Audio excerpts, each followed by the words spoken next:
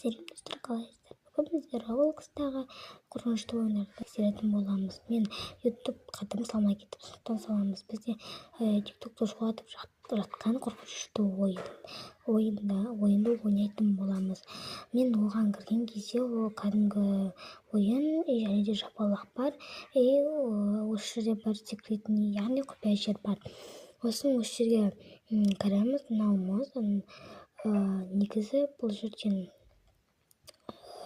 қиын емес, оп-оңай, бірақ мына кезде мен өтіп баратқан жерімнен осы бала мені осылай құлатып жіберді. Негізі бұлай қорқынышты емес. Сөйтіп мен тағы да бардым сол құпия жерге. Сосын тағы да өттім. Қиын емес, бірақ кейбіреулеріне қиын болады. Бұл баланы осы алдап тұрдым, сосын осылай өтіп кеттім.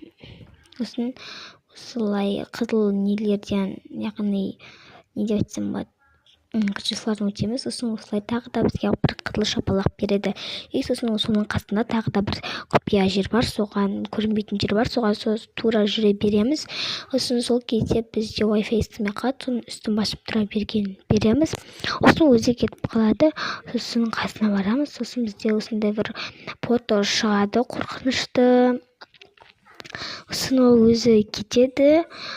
Сосын осы неге лабиринтпін ғой, осы порталға кіреміз. Мен қанша тұрсам да кіре алмадым.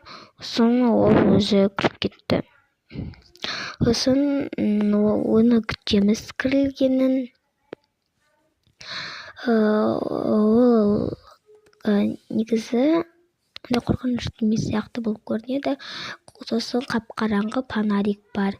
Осы кезде бағана құпия жеріміз де жоқ, бірақ ол жерге кіруді ұмытып, бірақ ол жерде құпия жеріміз жабық.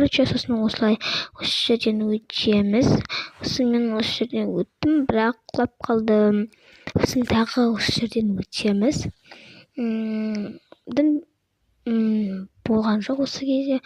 Сосын бір адам келді, сосын сақтаған жоқпын, осылай шығып кетті. Сосын мен лави дегенді бастым, сосын мен шығып кеттім.